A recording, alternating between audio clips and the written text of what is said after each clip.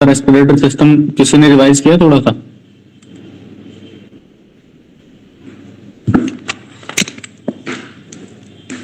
चलिए, जो हमने पढ़ा था कि हम नाइट्रोजन कितना परसेंट इनहेल करते हैं, नाइट्रोजन कितना परसेंट इनहेल करते हैं बॉडी के अंदर?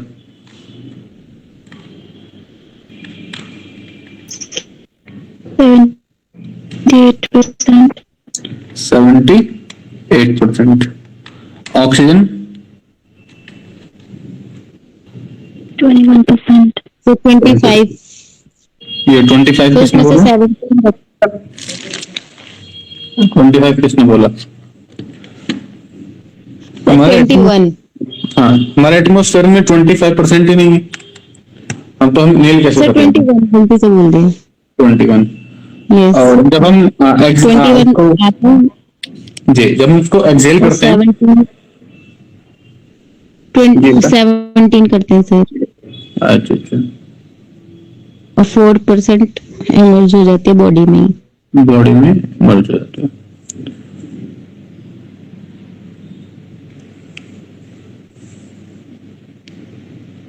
चलिए, आज जो हमारा एक नया टॉपिक है डाइजेस्टिव सिस्टम, आज हम 2 टॉपिक करेंगे और इंशाल्लाह कल से हम हिस्ट्री अपने स्टार्ट कर देंगे। हिस्ट्री बचा हुआ है हमारा, ठीक है? इसका बस साइंस का इतना ही था? नहीं, और भी है, इसको हम और भी करेंगे। सेल है, मतलब आज 2 से 3 टॉपिक कवर करेंगे फटाफट, ठीक है? ओके। चलिए, तो आज का जो हमारा टॉपिक है वो डाइजेस्टिव सिस्टम।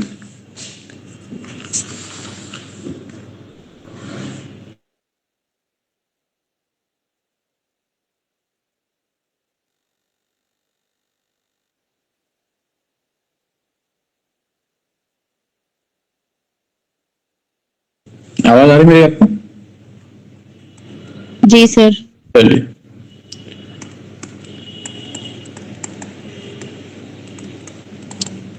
डाइजेस्टिव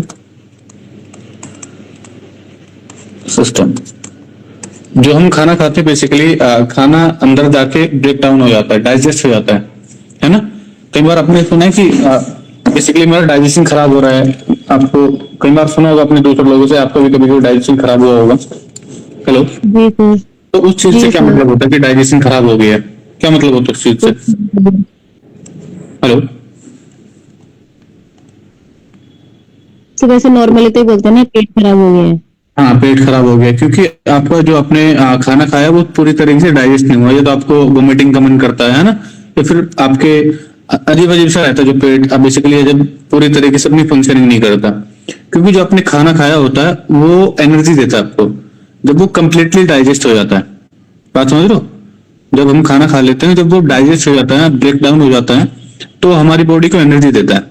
क्लियर है? लेकिन जब पेट में बेसिकली एक पूरे डाइजेस्टिव सिस्टम है, जब वो ढंग से काम नहीं करता है ना, उसमें कुछ ना कुछ लैक होता है, तो चीजें अच्छे से डाइजेस्ट नहीं हो पाती। क्लियर है? तो मैं पूछना चाह रहा हूँ कि सबसे पहले डाइजेस्टिव सिस्टम कहाँ से स्टार्ट होता है? माउथ से। माउथ से। एक मैं इमेज लगा देता हूँ डाइजेस्टिव सिस्टम की।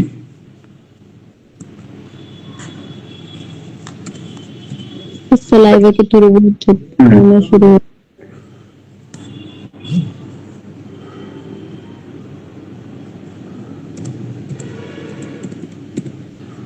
Digestive system,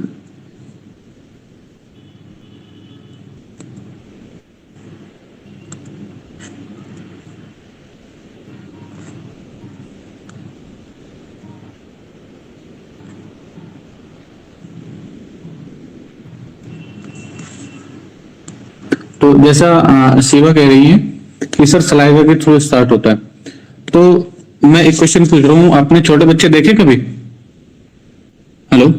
yes sir. छोटे बच्चों की जो सलाइवा वो ज्यादा निकलता है नॉर्मली हमसे ज्यादा, यस सर। है ना? क्या उनका डाइजेस्टिव सिस्टम हमसे अच्छा है? बट वो तो खाना नहीं खाते।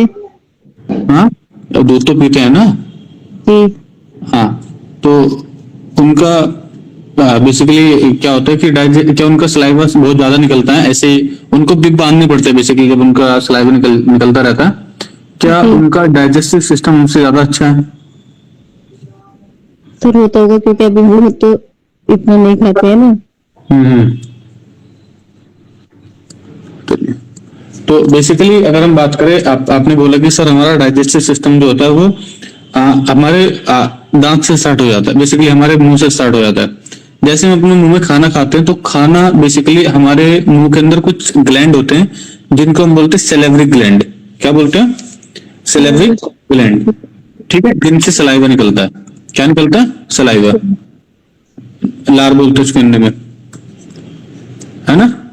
Yes sir. Salivary gland. तो इनसे क्या निकलेगा? सलाइवा निकलेगा, हमारे खाने में मिलता है वो, और हम उसको च्यूई करके फिर अंदर ले जाते हैं। जब चबा लेते हैं पूरी तरीके से, तो चबाने के साथ तो उसको हम अंदर ले जाते हैं। तो जैसे जैसे अंदर जाता है खाना, तो जो ये नली है, ये दिख रही है डायग्राम में, इसोफेगस। हाँ, ओसोफेगस, इसको हम बोलते हैं फूड पाइप। जो ये नली है जिसको मैं रेड कलर कर रहा हूँ, इसको हम बोलते हैं ओसोफेगस, या फिर फूड पाइप। क्या बोलते हैं? Food pipe. इसके थ्रू खाना होते हुए बेसिकली सबसे पहले हमने उसको दांत से चबाया, उसमें सलाइवा मिक्स हो गया, ठीक है। सलाइवा मिक्स होने के बाद जैसे ही खाना अंदर जाता है तो ये फूड पाइप होता है, इसके थ्रू जो हमने खाना चबाया है वो पहुंच जाएगा नीचे तक, पेट तक, ठीक है। तो इसमें हो गया कि हमारा एक चीज होगी कि हमने दांत से चबाया। एक क्वेश्चन ये भी बन जाता है कि एक नॉर्मल जो ह्यूमन बीइंग होते हैं उनके दांत कितने होते हैं? दांत कितने होते हैं? 32। 32। 32, ठीक है। और बच्चे कितने होते हैं? एक भी नहीं। 28। क्या बात है, बच्चे काटते हैं? तो बच्चे कटवाया गया बच्चों से? हाँ। ऐसा काट कर वहीं छाप देते वो हैं? मिल्क टीथ होते हैं ना उनके। हाँ, मिल्क permanent टीथ वाले। होते हैं। तो मिल्क टीथ कितने होते हैं?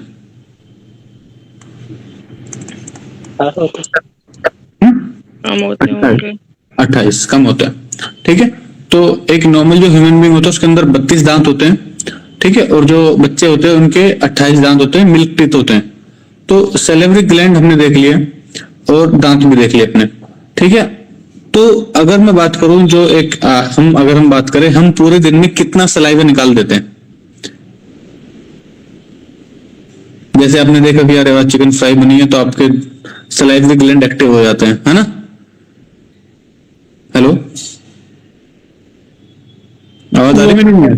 कहीं आपने कहीं नॉर्मली आप बैठे और खट्टी चीज आपने देख ली, तुरंत से आपके मुंह में पानी भर जाएगा, जी। है ना? Yes sir.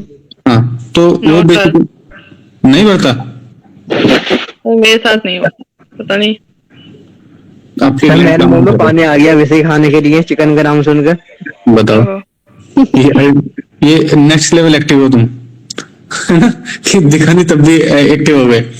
तो बेसिकली कुछ चीज ऐसी होती है कि मान लो आपने खट्टी चीज देखी तो मुंह में पानी आएगा, या आपकी कोई मनपसंद चीजें रखी तब भी आपके मुंह में पानी आएगा। तो एक नॉर्मल ह्यूमन बीइंग एक दिन में कितना सलाइवा सीक्रेट करता है, कितना सलाइवा निकलता है? 1.5 लीटर। बहुत अच्छे, एक दिन में आप 1.5 लीटर के आसपास सलाइवा सीक्रेट करते हैं। बेसिकली जो नॉर्मल ह्यूमन बीइंग है वो एक दिन में कितना सलाइवा सीक्रेट करता है? 1.5 लीटर, ठीक है जी। एक दिन में कितना?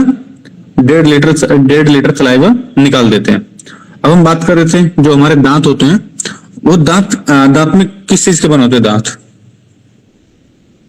Hello, calcium. फॉस्फोरस नहीं है वो, बोन होती है।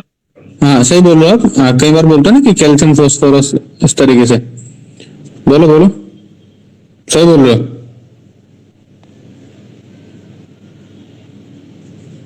अस्मा, हेलो, जी सर। हाँ आप सही बोल रहे हो, बोलो। कैल्शियम, फॉस्फोरस और क्या होगा? कैल्शियम और फॉस्फोरस, मैक्सिमम जो पार्ट होता है कैल्शियम का ही होता है। तो जो आपके टीथ बने हुए हैं, टीथ आपके किस चीज के बने हैं?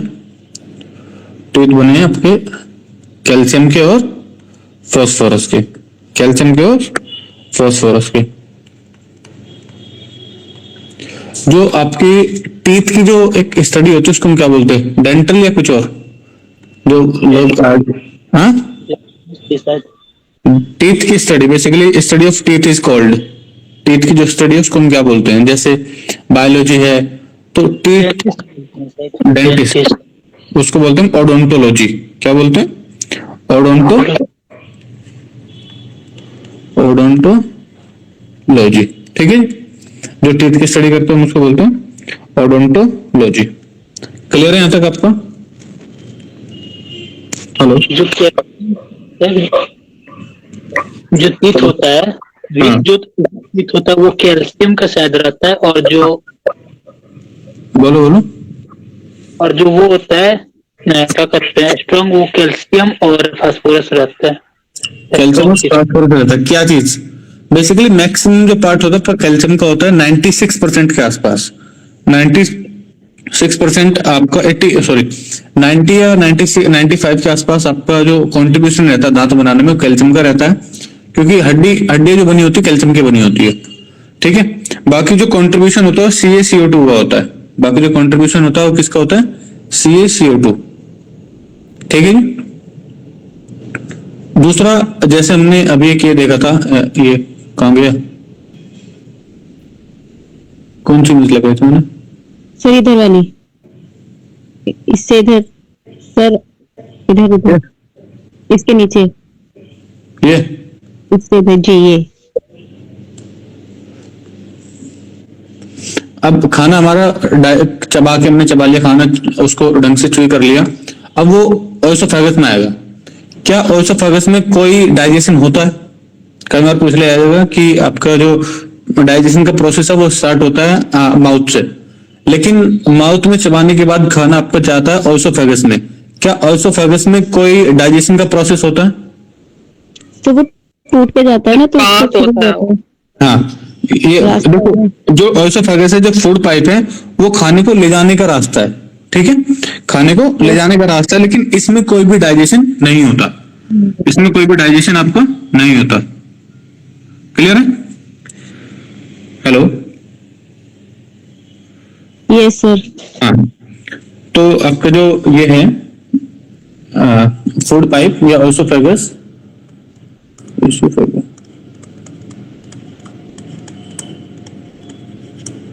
ओएसोफेगस में नो डाइजेशन, कोई डाइजेशन नहीं होगा। क्लियर है? अब आपका खाना जो है फूड पाइप से थ्रू होकर कहां जाएगा? खाना फूड पाइप के थ्रू होकर कहां पहुंच जाएगा? देखो ये क्या है, लीवर में क्या खाना जाता है हमारा? क्या लीवर में खाना जाता है? हेलो?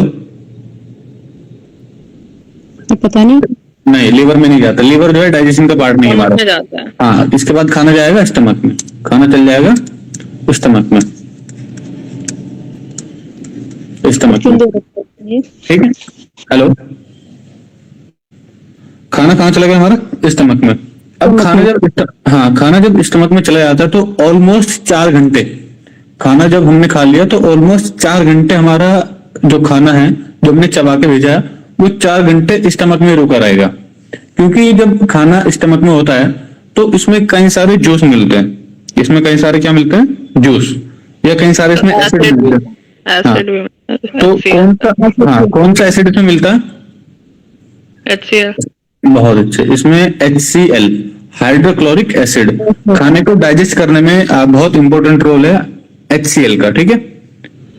सर मैंने तो सुना था सर 3 आवर्स में मतलब डाइजेशन होता है। सर आप लोग 4 का बताओ। 3 आवर्स में? Yes sir. देखो जो अलग अलग चीजें है, अलग अलग चीजें का डाइजेशन अलग अलग टाइम पे होता है।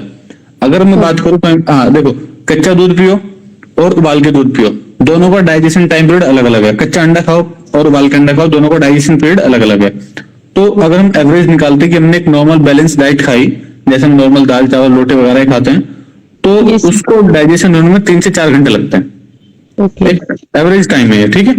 अब ऐसा नहीं कि आप लकड़ी चबा जाओ, ऐसे पेड़ पौधे की पत्ती खा गए तो भी 4 घंटे में डाइजेस्ट हो जाएगी, है ना? एक बैलेंस डाइट का जो टाइम पीरियड है कि एक बैलेंस डाइट कितने टाइम में डाइजेस्ट हो जाएगी, वो ऑलमोस्ट 3 से 4 घंटे है। ओके। क्लियर? जी। तो जैसे ही खाना हमारा स्टमक में पहुंचा तो सबसे पहले तो क्या हुआ, आपका ये HCl डाल दिया। HCl डालने के बाद इसमें एक जूस और आता है, गैस्ट्रिक जूस, है ना? Yes sir. हाँ, इसमें एक और जूस डलेगा आपका, कौन सा? Gastric juice. गैस्ट्रिक जूस, ये गैस्ट्रिक जूस कहाँ से आता है? Gall bladder. बेसिकली हमारे जो बॉडी है बॉल उसमें- होती है ना स्टमक की, ऐसे कुछ था शायद। बहुत अच्छे, Gastric बहुत juice। अच्छे। बेसिकली स्टमक की जो बॉल होती है, जैसे आप मान लो कोई पैकेट है आपके पास, जो पैकेट में आपने डाल दी, ठीक है, तो पैकेट का जो अंदर का पार्ट है, ऐसे स्टमक की जो अंदर की वॉल्स हैं वो उसको प्रोड्यूस करती है। गैस्ट्रिक जूस को जो स्टमक के अंदर की जो आपकी वॉल्स हैं वो इसको प्रोड्यूस करती है। क्लियर है? हेलो? Yes sir. हाँ, अब ये जो खाना रुका हुआ है आपका 4 घंटे तक रुका हुआ है, तो इसमें जो आपका ये मैं यहाँ पे देखो स्टमक वाले पार्ट में इसको बड़ा कर लेता हूँ एक बार।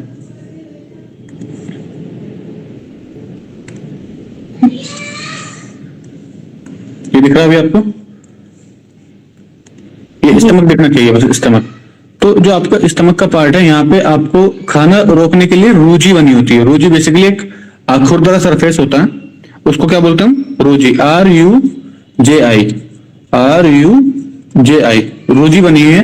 रूजी क्या होती है? एक खुरदरा सरफेस होता है, तो वो खाने को फिसलने नहीं देता। खाना वही 3 घंटे 4 घंटे रुक के बैठा रहता है, क्योंकि उसमें जूस ऐड होने होते हैं। क्लियर है?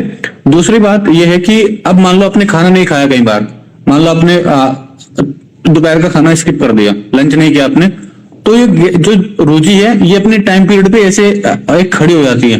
जैसे हमारे गूज़बम्प होते हैं ना, रोंगटे, जी। है ना, रोंगटे आप हल्की सी ठंडी लगे या छींक आए तो रोंगटे खड़े हो जाते हैं।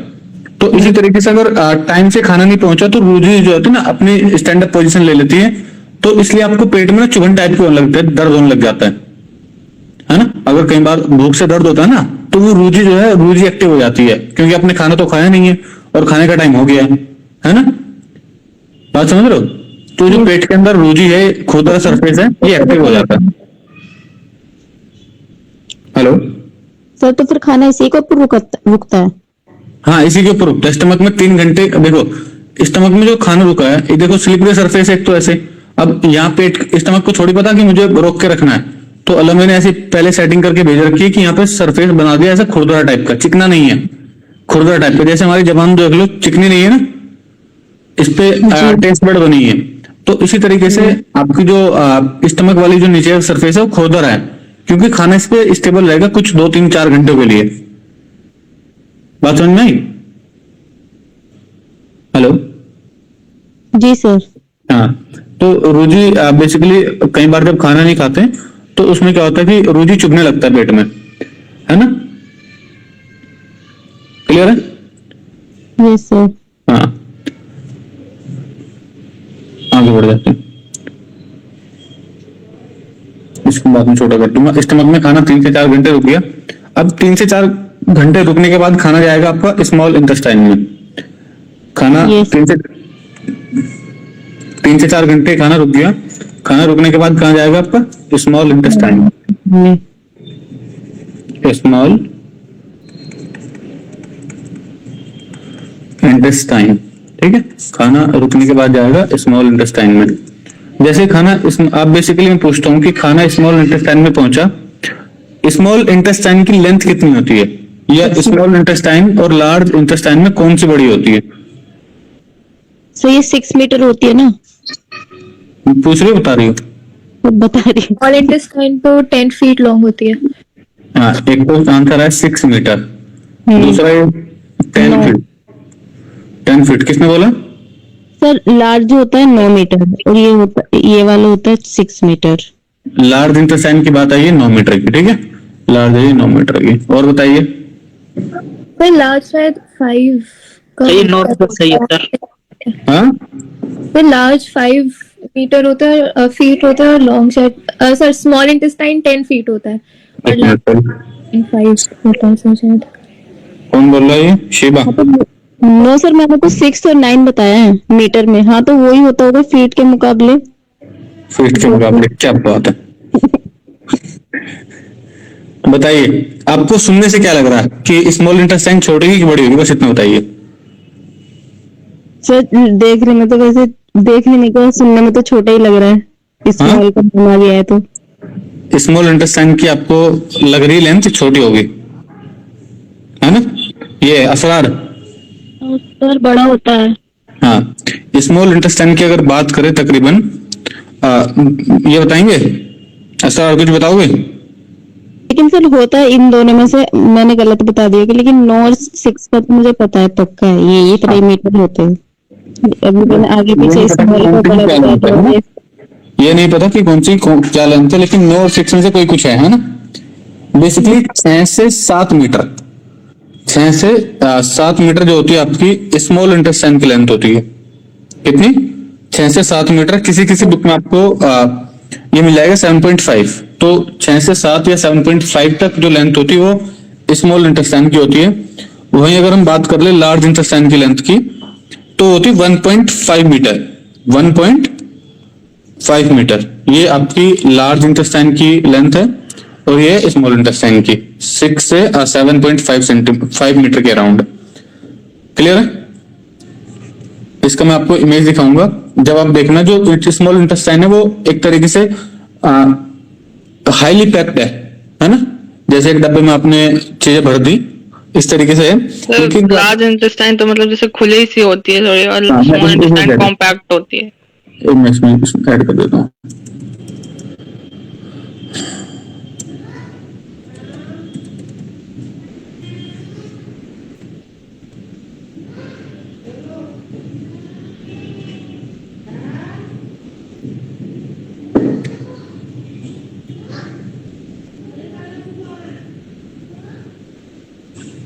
इमेज दिख रही है आपको?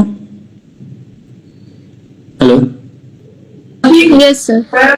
जो ये इसके पेट में ये जो बीच में है ना, ये वाली, ये है इसकी स्मॉल इंटेस्टाइन। ये वाली देख लो कितनी हाईली पैक्ड है, लेकिन ये वाली जो है ये है आपकी लार्ज इंटेस्टाइन। ये ठीक है।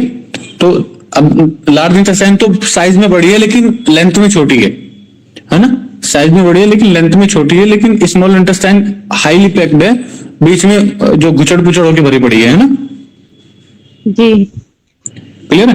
तो जो लार्ज इंटेस्टाइन है इसकी लेंथ है आपकी 1.5 मीटर, और जो आपकी स्मॉल इंटेस्टाइन है इसकी लेंथ है आपकी 6 से लेके 7.5 मीटर। बुक्स में अलग अलग वेरी कर सकती है, चेक कर लेना। ठीक है? सर 6 में पढ़ा, वो 6 का ही पढ़ा था मैंने तो 10th में। ठीक है। तो 6 से 7 या 7.5 मीटर तक ये वेरी करती है। तो स्मॉल इंटेस्टाइन हो गया। जो मेन डाइजेशन, अपने पूरा डाइजेस्ट हो गया, हमारा खाना पीना सब कुछ डाइजेस्ट हो गया। अब डाइजेस्ट होने के बाद जो हम न्यूट्रिशन एब्जॉर्ब करते हैं, खाना हमने डाइजेस्ट, मान लो चावल खाए, दाल खाई, सबसे पहले मुंह में डाला, मुंह के बाद वो फूड पाइप में गया, फूड पाइप के बाद स्टमक में गया, 4-5 घंटे रुका, यहाँ पे सारे जूसेस ऐड हो गए। ऐड होने के बाद खाना पहुंचा सीधे स्मॉल इंटेस्टाइन में, क्योंकि ऑलमोस्ट डाइजेस्ट हो चुका है। अब जैसे खाना स्मॉल इंटेस्टाइन में पहुंचता है तो हम क्या करते हैं, खाने के अंदर से जो न्यूट्रिशन है, मान लो दाल से आपको प्रोटीन मिला तो प्रोटीन निकाल लेगा, चावल के अंदर से आपको कार्बोहाइड्रेट मिला तो कार्बोहाइड्रेट निकाल लेंगे। तो जो न्यूट्रिशन का जो एब्जॉर्प्शन है, न्यूट्रिशन को हमने एब्जॉर्ब किया है, वो हम कहां करेंगे? स्मॉल इंटेस्टाइन में। हेलो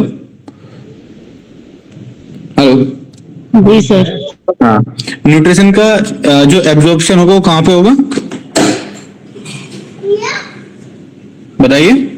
स्मॉल इंटेस्टाइन में। स्मॉल इंटेस्टाइन में जो हम न्यूट्रिशन का एब्जॉर्ब कर लेते हैं, फिर खाना न्यूट्रिशन इसके बाद स्मॉल इंटेस्टाइन के बाद पहुंचता है लार्ज इंटेस्टाइन में। खाना स्मॉल इंटेस्टाइन के बाद कहां पहुंचेगा? लार्ज में। लार्ज इंटेस्टाइन में। अब आपने एक चीज देखी कि हम खाने के साथ पानी पीते हैं, और मान लो हमने दाल खाई तो दाल में पानी भी डाला होता है ना।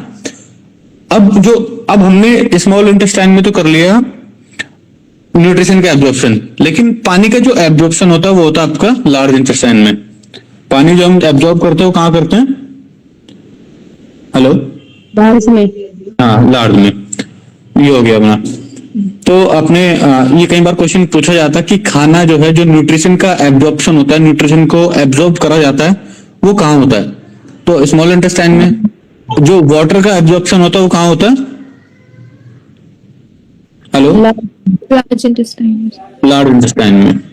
ठीक है, चलिए अब एक क्वेश्चन बनता है कि जो लीवर है, क्या लीवर हमारे डाइजेस्टिव सिस्टम का पार्ट है कि नहीं है?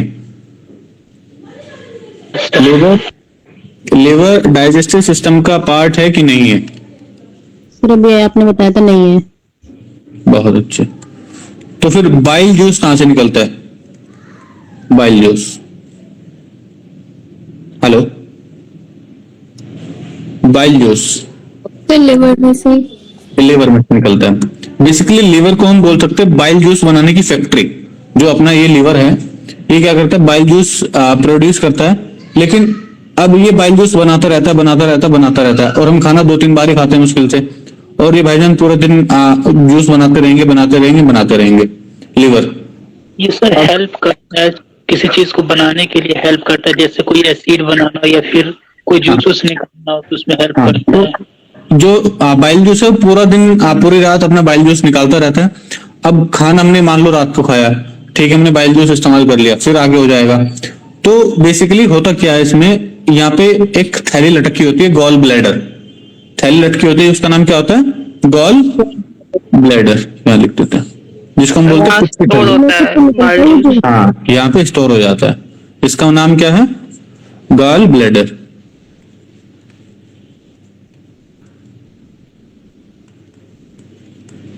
गॉल ब्लैडर, यहाँ पे क्या होता है, थैली टाइप की स्ट्रक्चर होती है, इसके अंदर सारा का सारा बाइल जूस इकट्ठा हो जाता है। क्लियर है? तो आपने सुना है पित्त की थैली? हेलो, पित्त सुना आपने? नो सर, कई बार सुना होगा, पित्त में जो होता है स्टोन हो गई, सुना है कभी? ये तो सुना है सर, स्टोन वही है, वही वाला है ये, कि तो पित्त कहते में हैं ना ना, कि गॉल ब्लैडर निकलवा दिया, ऐसा होता है कुछ हाँ तो। हाँ, वो क्या होता है ना, पित्त जो होता है उनका, उसमें स्टोन हो जाती है, तो वो क्या करते हैं, पित्तों के निकलवा देते हैं। जो आपका गॉल ब्लैडर है उसी को निकलवा देंगे, तो आपके डाइजेशन का इफेक्ट आएगा नहीं आएगा? सर वो फैटी चीजें और वो ऑयली चीजें, स्पाइसी चीजें नहीं खा सकते। नहीं खा पाते, क्योंकि जूस ही बनना बंद हो गया। जो जूस है वो सारा, वो अब डाइजेशन में वो उसकी नली को सीधा आपके उसमें जोड़ देते कि अब वो जूस स्टोर नहीं हो पाएगा, जितनी जरूरत है निकलेगा, बाकी सब वेस्ट चला जाएगा, वो स्टोर नहीं होगा अब। ठीक है? तो बनता भी तो इसी में है ना। बनता नहीं, बनता लीवर में है, बनता लीवर में, लेकिन गॉल ब्लैडर में स्टोर होता है। क्लियर है? ये शिवा, हेलो, जी सर। हाँ क्लियर है ना? एक बार और बता दीजिए। बेसिकली हमने बात की है, जो गॉल ब्लैडर होता है इसको हम बोलते हैं पित्त की थैली, पित्त है ना। कई बार लोगों के पित्त में जो होता है स्टोन हो जाती है, वो कुछ खाना ऐसे खाते हैं, उसमें बेसिकली डस्ट वगैरह लगी होती है, ऐसे बिना धोले खा लेते हैं, तो कई बार क्या होती है, पित्त में जो होती है स्टोन हो जाती है। लेकिन पित्त की फंक्शनिंग क्या है कि जो लीवर ने जो बाइल जूस प्रोड्यूस किया है ना, लीवर ने जो जूस प्रोड्यूस किया है बाइल जूस, उसको स्टोर करना। अब ठीक है भाई, लीवर जो गॉल ब्लैडर था ये अपना काम कर रहा था, लेकिन अब इसमें पेन होना स्टार्ट हो जाता है, तो कई बार लोग क्या करते हैं, ऑपरेशन करा के इसको हटवा देते हैं। ठीक है? तो अब जब वहां से गॉल ब्लैडर हट गया, तो अपना काम तो नहीं करेगा, स्टोर का काम तो नहीं होगा वहां पे। हेलो, अब जूस स्टोर नहीं होगा ना, तो अब क्या होता है कि अब लीवर को नहीं पता कि गॉल ब्लैडर है कि नहीं है, लीवर को तो अपना काम करना है, ऐसा हो ना, लीवर का काम जूस निकालना है ना, तो लीवर जूस निकालता रहेगा अपना, जैसे उसमें आया खाना, आया खाने में जूस ऐड हुआ, लेकिन बाकी सारा निकलता रहता है, बाकी सारा वेस्ट जाता रहता है, तो स्टोर होने की फंक्शनिंग में बंद हो जाती है। बात समझ में आई? स्टोर होने की फंक्शनिंग जो है वो बंद हो जाती है। क्लियर है? ठीक है। चलिए आगे बढ़ जाते हैं।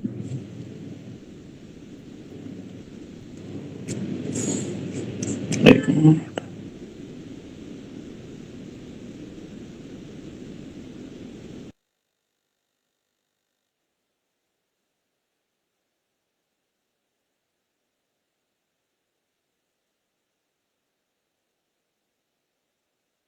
हेलो,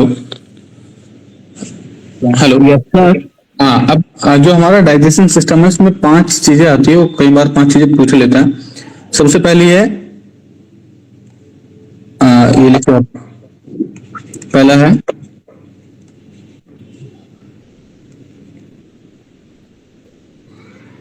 इंजेक्शन, सेकंड है डाइजेशन, अच्छा वो एक्सक्रीशन जो लास्ट वाला होता है वो प्रोसेसेस, क्या चीज, सब प्रोसेसेस होते हैं ना हाँ ये। प्रोसेस है, ये पूरा डाइजेशन का प्रोसेस है। जी थर्ड आपका एसिमिलेशन, सॉरी एब्जॉर्प्शन आएगा।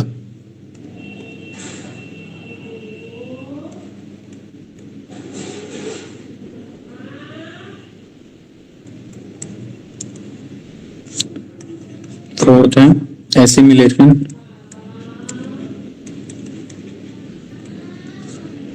और लास्ट है आपका डिफेक्शन।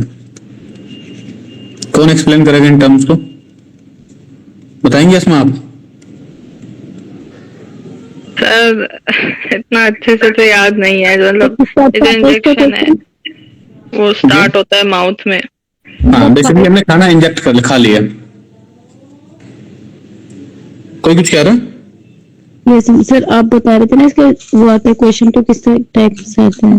हाँ बेसिकली इसमें ये पांच ऑप्शन है, 5 चीजें हैं इसमें। आपको ऑप्शन में 3 चीजें तो ये दे देंगे, मान लो इंजेक्शन दे दिया, एब्जॉर्प्शन दे दिया और डिफेक्शन दे दिया।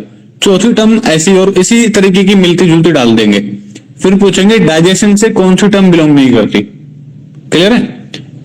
तो आपको अगर पता है तो आप बताएंगे और नहीं बता पाएंगे। दूसरा पूछेंगे कि एसिमिलेशन में क्या होता है, ऊपर दे देंगे एसिमिलेशन में क्या होता है, नीचे 4 ऑप्शन दे देंगे कि आपने खाने को निगलना, ठीक है, खाने को ब्रेक डाउन करना, खाने का एब्जॉर्ब करना, उस तरीके से 5 चीज आपको बताएंगे। तो आपको बताना होगा कि एसिमिलेशन वाले प्रोसेस में क्या होता है। हेलो, तो अभी ये अस्मा बता रही है कि इंजेक्शन में क्या होगा, डाइजेशन में क्या होगा, एब्जॉर्प्शन में क्या होगा, एसिमिलेशन में क्या होगा और डिफेक्शन में क्या होगा। बताइए अस्मा। अस्मा जी सर, बताइए। जी इंजेक्शन स्टार्ट होता है आपके माउथ से स्टार्ट हो जाता है। फिर जब ईसोफेगस से होके फिर वो स्टमक में जाता है, तो डाइजेशन का प्रोसेस स्टार्ट हो जाता है। फिर एब्जॉर्प्शन ऑफ न्यूट्रिएंट्स हो जाते हैं जैसे स्मॉल इंटेस्टाइन जो होता है। और एसिमिलेशन का थोड़ा नहीं पता मुझे सर। चलिए, एसिमिलेशन बेसिकली जो आपने खाना एब्जॉर्ब करा उससे एनर्जी गेन करना, ठीक है। हाँ, डाइजेस्टिव खाने से आपको एनर्जी मिली तो होगा एसिमिलेशन। और फिफ्थ आपका डिफेक्शन। डिफेक्शन वो लास्ट में जो हम सारे क्या कहते हैं, वो जो भी वेस्ट मटेरियल है वो निकाल देते हैं जो बॉडी से। उसको बोलते हैं डिफेक्शन। Defection, yes. क्लियर है। ठीक है, तो ये 5 तरीके बताए हैं। सबसे पहला इंजेक्शन, बेसिकली खाने वाला जो प्रोसेस है, आपने टुकड़ा तोड़ के मुंह में डाला, चम्मच से कुछ मुंह में खाया, वो होगा इंजेक्शन। दूसरा आपका डाइजेशन, जो आपने खाना खाया जब वो डाइजेस्ट हो जाता है, बेसिकली पूरी तरीके से बॉडी में ब्रेक डाउन हो जाता है, उसको हम बोलते हैं डाइजेशन। थर्ड है आपका एब्जॉर्प्शन। अब जो आपने खाना ब्रेक डाउन हो गया उसमें से एनर्जी को एब्जॉर्ब, वो न्यूट्रिशन को एब्जॉर्ब करना, उसको बोलते हैं हमने जी। हेलो, तो सर ये स्मॉल में होता है ना? हाँ, ये स्मॉल इंटेस्टाइन में होगा, स्मॉल में और लार्ज में, क्योंकि एब्जॉर्ब आपने पानी भी तो एब्जॉर्ब किया आपने और न्यूट्रिशन भी एब्जॉर्ब किया, है ना। पानी भी एब्जॉर्ब किया और दूसरा न्यूट्रिशन भी आपने एब्जॉर्ब किया। क्लियर है? तो जो एब्जॉर्प्शन हो गया, आपने न्यूट्रिशन को एब्जॉर्ब करना। थर्ड है एसिमिलेशन, जो आपने न्यूट्रिशन लिया है उसको क्या किया, अपने बॉडी या अपनी सेल तक पहुंचा दिया, जो आपके वर्किंग सेल्स हैं उन तक पहुंचा दिया, उसको बोलते हैं हम एसिमिलेशन। लास्ट हम आती है डिफेक्शन। डिफेक्शन में जो बेसिकली डाइजेशन में जो खराब चीजें बची है, मान लो कि पानी बच गया एक्स्ट्रा या कुछ और एक्स्ट्रा चीजें बच गई, उसको बाहर निकालना, उसको हम बोलते हैं डिफेक्शन। क्लियर है? हेलो जी सर। यहां तक क्लियर है? हेलो जी सर। चलिए,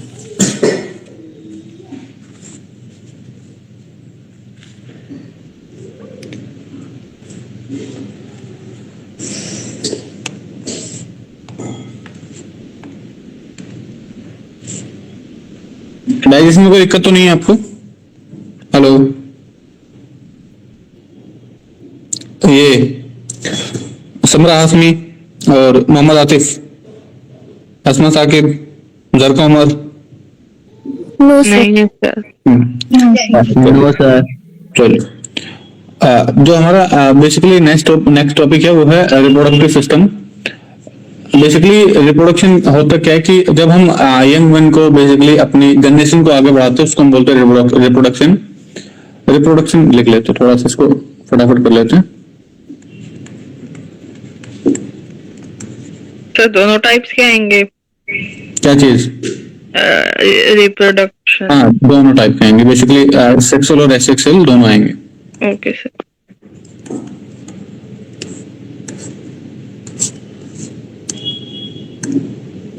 ठीक है, तो रिप्रोडक्शन बेसिकली जैसे अगर हम बात कर ले, एनिमल जो होते हैं अपने यंग वन को जब बर्थ देते हैं, ठीक है, वो हो सकता है वो अंडा, जैसे अगर हम बात कर ले मुर्गी की बात कर ले, मुर्गी अंडा देती है, उसमें से उसका जो होता है ना बच्चा निकलता है, जो चूजा होता है वो निकल जाता है। ठीक है, ह्यूमन बीइंग की हम बात कर सकते हैं, फादर वो होते हैं, उनसे बेबी होता है, फिर वो बड़ा हो जाता है, फिर इस तरीके से जनरेशन आगे आगे बढ़ती रहती है। तो उस सिस्टम को हम बोलते हैं रिप्रोडक्टिव सिस्टम। ठीक है, तो ये आपका दो तरीके का होता है जो रिप्रोडक्टिव सिस्टम है। पहला आपका सेक्सुअल रिप्रोडक्शन और सेकंड आपका सेक्सुअल रिप्रोडक्शन। सेक्सुअल रिप्रोडक्शन कोई बताएगा क्या है ये? सेक्सुअल रिप्रोडक्शन और sexual reproduction. Sir asexual reproduction में सिर्फ एक ही की जरूरत होती है, जैसे सेल जो रिप्रोड्यूस करते हैं उसे कह सकते हैं एसेक्सुअल, और सेक्सुअल जैसे टू की जरूरत होती है, जैसे ह्यूमंस में होता है, उसे ही कहते हैं sexual reproduction. Basically asexual reproduction में क्या होता है कि आपको एक ही चीज की जरूरत होती है, मतलब एक सिंगल जो लिविंग ऑर्गेनिज्म है वो खुद को ही आगे बढ़ा सकता है, उसको हम बोलते हैं सेक्सुअल रिप्रोडक्शन। लेकिन सेक्सुअल रिप्रोडक्शन में क्या होता है कि आपको दो चीजों की जरूरत होती है। आप एग्जांपल ह्यूमन बीइंग का ले सकते हैं या अदर जितने भी एग्जांपल्स हैं हमारे सामने, ऑलमोस्ट सारे असेक्सुअल रिप्रोडक्शन के हैं। क्लियर है? हेलो हेलो जी सर। तो इसमें अगर हम बात कर लें कि सबसे पहले जो होता है, अबे भाई एक मिनट,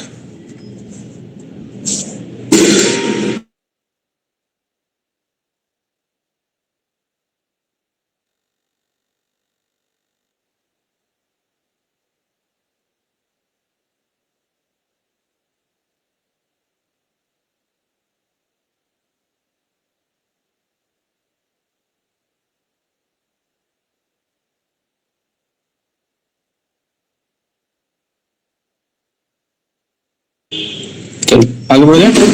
तो असेक्सुअल की बात की थी, इसमें एक सिंगल एंटिटी की जरूरत होती है, लेकिन सेक्सुअल रिप्रोडक्शन में आपको दोनों चीजों की जरूरत होती है। ठीक है जी। दूसरा इसमें अगर हम बात कर ले सेक्सुअल रिप्रोडक्शन की पहले, तो इसमें हमें मेल और फीमेल की जरूरत होती है। ठीक है, मेल और फीमेल। क्लियर है? तो अगर मैं बात करूं, जो आपने कई बार देखा होगा कि कोई भी एक जो कोई भी बच्चा है या कोई भी एनिमल है, तो उसमें हम उसके यंग वन के, उसके फादर के, उसके मदर के कैरेक्टर देख पाते हैं कई बार, है ना? जीन्स होती हैं।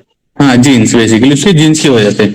तो अगर मैं बात करूं एक नॉर्मल जो हमारे ह्यूमन बीइंग होते हैं, इसमें कितने क्रोमोसोम्स होते हैं? सबसे पहले मैं आपको बता दूं इसमें क्रोमोसोम्स कितने होते हैं। 240 नहीं 200 के 246 ऐसे कुछ था, याद नहीं है सर। उसमें होते हैं 23 पेयर, बेसिकली 46, है ना? क्रोमोसोम्स कितने होते हैं इसमें? 6 पेयर्स होता है। अच्छा हाँ 23 पेयर्स होते हैं। हाँ सॉरी, 23 पेयर्स होते हैं। ठीक है, अब इसमें क्या होता है 23 पेयर में जो 22 पेयर हैं वो तो होते हैं क्रोमोसोम्स। 22 पेयर क्या होते हैं? क्रोमोसोम्स। हेलो जी सर। हाँ, 22 पेयर क्या होते हैं? क्रोमोसोम्स। और जो एक पेयर है वो होता है ऑटोसोम। ऑटोसोम्स। एक पेयर की बात करी मैंने, जो आपने कई बार देखा हो ना कि बच्चे का सेक्स डिवाइड करना होता है कि फीमेल बनेगा मेल बनेगा, तो इस तरीके से। तो इसमें आपके 22 पेयर्स तो आपके क्रोमोसोम्स के, लेकिन जो एक पेयर है वो होता है ऑटोसोम। उससे डिसाइड होता है बच्चे का जो कि बच्चा मेल रहेगा बच्चा फीमेल रहेगा, उस तरीके से। ठीक है, तो इसमें अब बात करेंगे अगर हम, तो दो रिप्रोडक्टिव सिस्टम्स होते हैं, तो उसको कर लेंगे। बाकी दूसरी चीज होती है कि बच्चा जब बनता है, मैं इसमें आपको दो चीज बता देता हूँ। बेसिकली एक चार्ट बनाता हूँ, मेल गैमेट, बाकी डिटेल्स आप खुद पढ़ लेना। दूसरा है फीमेल गैमेट। सर वो XXXY वाला। हाँ, मेल गैमेट और फीमेल गैमेट। जब ये फर्टिलाइज होते हैं इनके एग्स, मेल गैमेट और फीमेल गैमेट के, तो बनता है जाइगोट। क्या बनता है? जाइगोट। हाँ, जाइगोट। जाइगोट बन गया। जाइगोट क्या होता है बेसिकली, कोई बताएगा? हेलो, जाइगोट क्या होता है? जहां पे बेसिकली बच्चा बेसिक बन रहा होता है उसको हम बोलते हैं जाइगोट। उसके बाद जाइगोट जब आगे मैच्योर हो जाता है उसके बाद बनता है एम्ब्रियो। क्या बनता है? एम्ब्रियो। एम्ब्रियो, ठीक है। एम्ब्रियो जब और मैच्योर हो जाता है, 9 महीने 9 महीने का हो जाता है, तो उसमें बनता है फिर बेबी। बेसिकली शिशु, छोटा बच्चा बन जाता है। क्लियर है? तो एक पूरा प्रोसेस है कि मेल गैमेट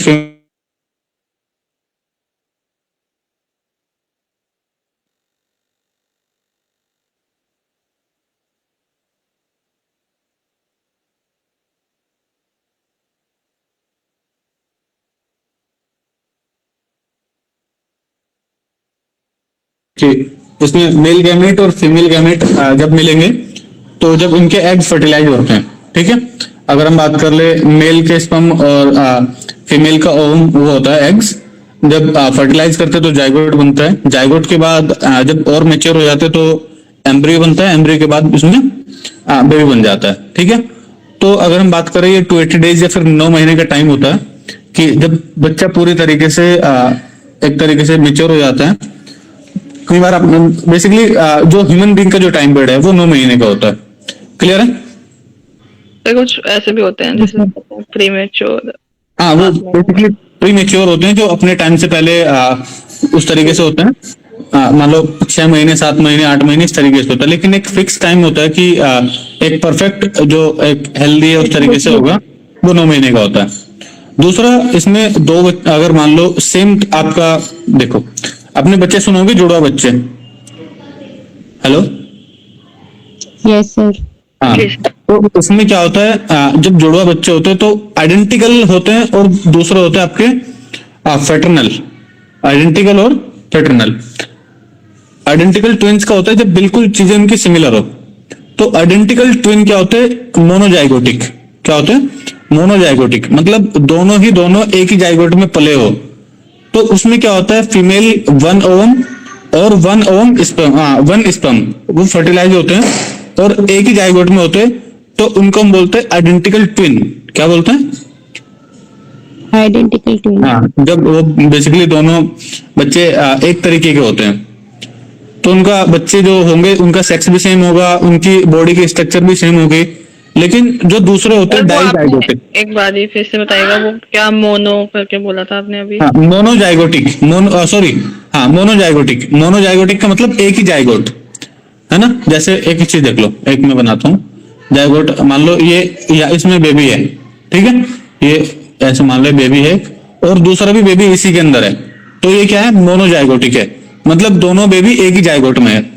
दूसरा है डाइजाइगोटिक, मतलब उनकी मदर सेम है, सेम टाइम है, लेकिन अलग अलग जाइगोट में पल रहे हैं दोनों बच्चे। एक बच्चा इसमें है और एक बच्चा इसमें है, तो यह है डाइजाइगोटिक। जब हम मोनोजाइगोटिक की बात करते हैं, तो इसमें बच्चा अगर मेल है तो दोनों मेल रहेंगे, अगर फीमेल है तो दोनों फीमेल रहेगी, ठीक है। बिल्कुल आइडेंटिकल ट्विन होते हैं, मतलब बिल्कुल एक जैसे, सिमिलैरिटीज होती काफी हद तक। लेकिन यही अगर हम बात करें जो जुड़वा होते हैं डाइजाइगोटिक में क्या होता है, इनको हम बोलते हैं फेटर्नल ट्विन। फेटर्नल ट्विन में क्या होता है? 2 ovum plus 2 sperm. 2 ovum plus 2 sperm जब फर्टिलाइज होते हैं तो बच्चे बनते हैं डाइजाइगोटिक, मतलब उनका जो है ना, जो पेट में जो जगह है दोनों की अलग अलग है, ठीक है। जो मोनोजाइगोटिक होते हैं वो एक ही जगह दोनों पल रहे होते हैं। क्लियर है? तभी सर ट्विंस, जैसे अगर लड़का लड़की भी हो जाते हैं, हाँ, तो वो डाइजाइगोटिक हो गए। वो कैसे होंगे? डाइजाइगोटिक। लेकिन अगर दोनों बच्चे बिल्कुल सेम है या दोनों ही मेल है ना, बहुत काफी हद तक सिमिलैरिटी है, तो उनको हम बोलते हैं मोनोजाइगोटिक, मतलब बिल्कुल एक जैसे। आइडेंटिकल ट्विन, आइडेंटिकल मतलब मिलते जुलते एक तरीके से, मिलते जुलते जो एक है ना, एक ही जैसे हो। दूसरा टर्म है डाइजाइगोटिक, मतलब दोनों है एक ही टाइम पे बर्थ हुआ है, मतलब एक ही टाइम पे दोनों का जन्म हुआ है, लेकिन अलग अलग हो सकते हैं, वो अलग अलग हो सकते हैं। एक अगर फीमेल है दूसरा मेल हो सकता है, ठीक है। दोनों के हेयर का कलर या आंखों का कलर अलग अलग हो सकता है। क्लियर है? Yes sir. यस। दूसरा है इसमें टेस्ट ट्यूब बेबी। इसमें क्या है? Test tube baby. Test tube baby क्या होता है कि उसमें बाहर आप एक टेस्ट ट्यूब में चीजों को सारी को प्रोसेस करते हो। आपने सुना है टेस्ट ट्यूब बेबी के बारे में? आईवीएफ नहीं, इतना ही जानता हूँ मैं, बस बोला खाली होता क्या बोला आपने? IVF sir. आईबीएस क्या होता है ये? आईवीएफ जो नहीं होता, इन विट्रो फर्टिलाइजेशन। मैंने नहीं सुना। टेस्ट नहीं, वो नहीं, अलग सर। वो अलग है। अच्छा, अलग है। हाँ। सरोगेसी भी होता है एक। अच्छा अच्छा। तो टेस्ट ट्यूब बेबी क्या बेसिकली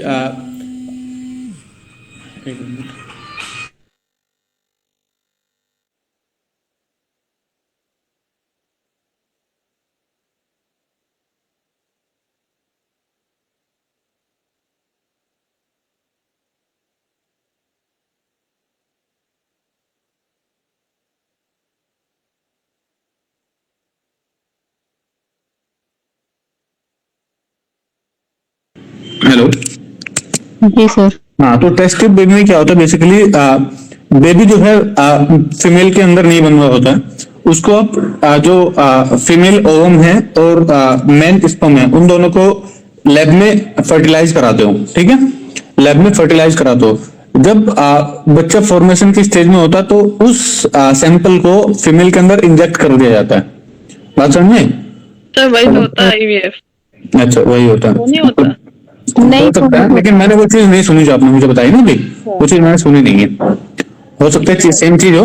तो इसमें क्या होता है, जो बेबी है उसको पहले लैब में प्रिपेयर किया जाता है, लेकिन जब वो ऑलमोस्ट बनने वाला होता है तो उसको जो सैंपल होता है उसको फीमेल के अंदर इंजेक्ट कर दिया जाता है। तो उसमें जो बेबी बनता है उसको हम बोलते हैं टेस्ट ट्यूब बेबी, क्योंकि उसकी जो फॉर्मेशन है स्टार्टिंग से मदर के पेट में नहीं है ना, वो बाहर बनाया गया। तो क्योंकि एक ट्यूब होती है, बेसिकली उनका अपना स्ट्रक्चर होता है, वो ज्यादा जानकारी नहीं है, लेकिन लैब में फॉर्मेशन होती है ना, उसकी लैब में फॉर्मेशन होती है। और जब मैच्योर होने लगता है तो उस सैंपल को फीमेल के जहाँ पे बेसिकली सिस्टम होता है ये, उसमें इंजेक्ट कर देते हैं, तो फिर वहां पे बेबी पूरा मैच्योर हो जाता है। ठीक है? क्लियर है? शायद जो उधर बोलिए ना, ये आसमा, ये भी वही है शायद। अच्छा अच्छा। क्या क्या समझा नहीं, मैं समझ में नहीं आया। जो आप कह रही है वो टेस्ट ट्यूब बेबी के बारे में कह रही हैं आप, ये कह रही हैं। दूसरा इसमें दो चीज होती है, ट्यूबोकेटोमी और वेस्केटोमी। ठीक है? ट्यूबोकेटोमी का मतलब होता है कि जब मेल का जो है मेल का होता है ट्यूबेक्टोमी, वेसेक्टोमी होता है मेल का।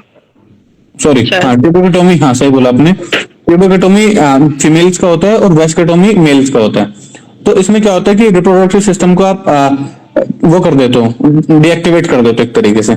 क्लियर है? बाइंड कर देते हैं शायद वो। हाँ, बाइंड कर देते हैं। मान लो जो अगर हम बात करें मेल की बात करें, जो इनका स्पर्म सीक्रेटिंग पार्ट है उसको ब्लॉक कर देते हैं। फीमेल में भी आपकी जो वो होती है, क्या बोलते हैं, कि फॉलोपियन ट्यूब होती है एक। अगर हम बात करें फीमेल्स की, तो फीमेल्स में फॉलोपियन ट्यूब होती है, उसको काट के ब्लॉक कर देते हैं। क्लियर है? जी सर। आगे बढ़ जाते हैं। जो हमारा नेक्स्ट टॉपिक है वो है सेंस ऑर्गन। नेक्स्ट टॉपिक क्या है? Sense organ. जानते हो इनके बारे में? 5 सेंस, 6 सेंस से 5 सेंस होते हैं। नहीं, बताओ। नहीं होता, फिफ्थ तो 5 होते हैं। 5 होते हैं। कौन कौन होता है? 5 एयर, नोज, आई, एयर, नोज, स्किन, नोज और टंग, टंग स्किन, और स्किन। ठीक है? ये होता है ना पांचों। हेलो। तो इनकी आपको ये देखना है कि पांचों आपके सेंस ऑर्गन है। आई किस काम में आता है? चीजों को देखने के लिए। कान किस काम में आते हैं? सुनने के लिए। नोज किस काम में आता है? सूंघने के लिए, स्मेल के लिए, स्मेल करने के लिए। ठीक है। टंग टेस्ट करने के लिए, टेस्ट करने के लिए, और स्किन फील, फील करने फील के करने लिए। के लिए। चीजें गरम कैसी टेस्ट है, खट्टी मीठी, इस तरीके से। तो आपने कई बार नाम सुना होगा ना कि हमारे घर में, हमारे यहाँ पे सेंसर लगे हुए हैं, है ना। कई बार सुना होगा ना कि यहाँ पे सेंसर लगे हुए हैं, ये लगा हुआ है, वो लगा हुआ है। सेंसर क्या होता है, जो चीजों को एकदम से कैच कर लेते कि क्या चीज है ये, है ना। तो हमारी बॉडी के अंदर 5 सेंसर लगे हुए हैं। जैसे आई है, आपको तुरंत पता चल जाएगा, डिटेक्ट कर लोगे कि हाँ ये दीवार है, ये रोड है, इस तरीके से। ईयर है, वो भी आवाज को सेंस कर लेते हैं। नोज है, स्मेल को सेंस कर लेता है। टंग है, टेस्ट को सेंस कर लेता है। स्किन है, गर्म ठंडे को सेंस कर लेती है ना। तो हमारी बॉडी के अंदर कितने सेंसर लगे हुए हैं? 5। 5 सेंसर लगे हुए हैं। ठीक है, तो ये हो गया। तो हमारी जो बॉडी है, बॉडी सबसे बड़ा सेंस ऑर्गन कौन सा है बॉडी का? स्किन। स्किन। स्किन। बॉडी का सबसे बड़ा सेंस ऑर्गन क्या है? स्किन। हाँ, तो इसमें हम थोड़ी थोड़ी बात पढ़ लेते हैं। जैसे अगर हम बात करें आई की, तो आई जो है तो देखने के लिए काम आती है। और एक क्वेश्चन पूछ लिया था आई से रिलेटेड कि आंखों में जो इमेज बनती है, आंखों में सबसे पहले लेंस कौन सा लगा होता है? आंखों में लेंस कौन सा लगा होता है? कॉन्वेक्स। बहुत अच्छे, आइए देख लेते हैं इधर। क्वेश्चन पूछ लिया था कई बार कि आंखों में जो लेंस लगा होता है, आई में लगा होता है कॉन्वेक्स। कॉन्वेक्स की शेप इस तरीके से होती है। ठीक है, ये होता है कॉन्वेक्स लेंस। दूसरा जो इमेज बनती है वो कहाँ बनती है? रेटिना नहीं रेटिना। असमा, आपके पास साइंस आ गया? सर, ये तो बेसिक 10th तक तो सभी ने पढ़ी है सर। जनरल नॉलेज के क्वेश्चन है सर ये। जनरल बहुत नॉलेज। अच्छा। हाँ, जो इमेज बनती है वो कहाँ बनती है? रेटिना पे। क्लियर है। दूसरा, इसमें कई बार पूछा जाता है कि जो आंख एक ब्लाइंड स्पॉट होता है, एक क्या होता है? Blind spot. आंख की जो स्ट्रक्चर है वो कुछ इस तरीके से होती है। आंख की जो स्ट्रक्चर है, ये एक शीशा लगा हुआ है, ये कुछ इस तरीके से लगी हुई। तो ये जो पीछे है, ये वाला पार्ट, ये होता है रेटिना। ठीक है, तो यहाँ पे इमेज बनती है। लेकिन ये स्पेस जो होता है ना, यहाँ से क्या जाती है, सारी इंफॉर्मेशन जाती है। हाँ, ये इसको बोलते हैं ऑप्टिकल नर्व। हाँ जी सर। Optical nerve. तो ऑप्टिकल नर्व वाला जो पॉइंट है, इसको हम बोलते हैं ब्लाइंड स्पॉट, क्योंकि यहाँ इमेज नहीं बनती। ठीक है, इसको हम क्या बोलते हैं? Blind spot. ब्लाइंड। क्लियर है? जी सर। हाँ। दूसरा है हमारा कान। कान में आपने जो कान का बाहर वाला हिस्सा होता है, ईयर वाला जो हिस्सा होता है, ये वाला बाहर जो होता है, इसको हम बोलते हैं पिन्ना। क्या बोलते हैं? पिन्ना।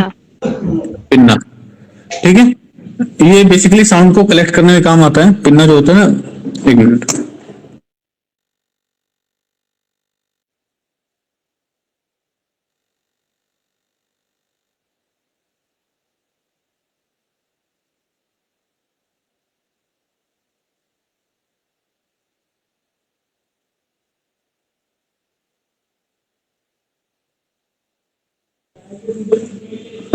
तो जो कान के बाहर का हिस्सा है, इसको हम बोलते हैं पिन्ना। ठीक है, हमारे कान में कितनी हड्डियां होती है? कान में कितनी हड्डियां होती है? 0। कान में हड्डी कहाँ होगी? कान में हड्डियां होती है हमारे, 3 हड्डियां होती है। हैं? हाँ, एक कान में हमारी 3 हड्डियां तो है। नाम बताया कोई?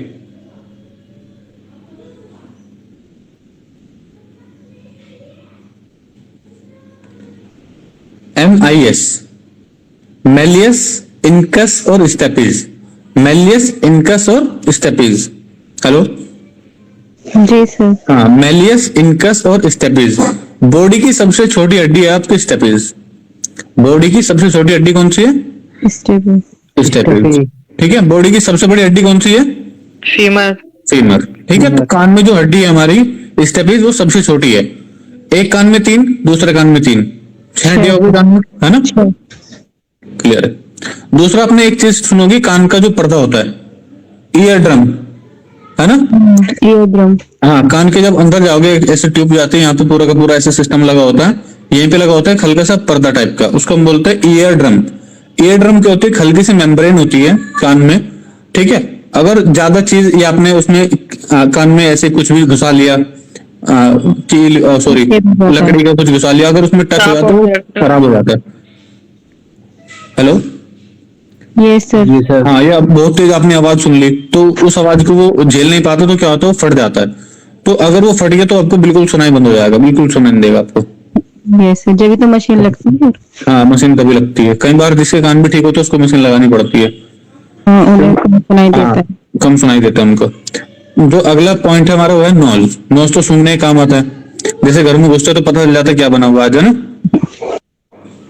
हेलो, जी सर। ऐसे होता है ना, घर में घुसे तो तुरंत पता चल जाएगा क्या बना हुआ है। जो फोर्थ है वो है हमारा, क्या बचा, टंग। टंग में बेसिकली हमारी टेस्ट बर्ड लगी होती है। टंग में जो होती है टेस्ट बर्ड लगी होती है।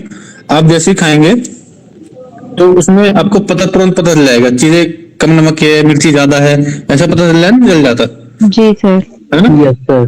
तो सॉल्टी है, बिटर है, या खट्टी चीजें है, तो आपको तुरंत पता चल जाता है कि आपके अंदर किस चीज की कमी है, खाने के अंदर किस चीज की कमी है। तो हम पता कैसे करते हैं? टंग की वजह से। हाँ, इसमें टंग में taste बेसिकली, हाँ, टंग में हमारी टेस्ट बर्ड लगी होती है। जो हमारे आगे का हिस्सा होता है, टंग का आगे का हिस्सा होता है, वो वो बताता sweet होता है। कि हाँ, स्वीट होता है। जो मिडल वाला पार्ट होता है वो बताता कि कैसा, खट्टा। मिडल वाला कुछ बताता ही नहीं है। ठीक है, जैसे टंग है आपकी, टंग ऐसे, तो आपको जो सामने वाला पार्ट है ये स्वीट पार्ट है, क्लियर है, मीठा बताएगा। ठीक है, जो आपका सबसे पीछे भाग है, हेलो, जी सर। सर वो बीच बताता है में bitter। तो होता है सर। बीच में टंग होती है लेकिन उसमें ज्यादा टेस्ट बर्ड एक्टिव नहीं होती, वो आपको ओके। टेस्ट बता नहीं पाता। सबसे पहले वाला आपको बताएगा कैसा है, मीठा। मीठा। सबसे पीछे वाला बताता है आपको तीखा, ठीक है। तीखा, है ना। उसके बाद आपका जो ये है साइड वाला जो हिस्से होते हैं, ये बताता है आपको खट्टा, खट्टा। है ना। तो आगे वाली मीठा, पीछे वाला तीखा, साइड वाले खट्टा, क्लियर है। जी और जो बीच वाला पार्ट है ये ज्यादा एक्टिव नहीं होता। सर Clear है? जो ज्यादा समझदार इंसान होते हैं जैसे टेबलेट लेते हैं तो हाँ। जुबान में अंदर को रखते हैं, मतलब हाँ। कड़वी लगती है और ये ज्यादा समझदारी दिखाते हैं। हाँ, लेकिन उन्हें अगर पता हो तो कि बीच में रखो तो पता ही नहीं चलेगा, है ना। ये सर। हाँ,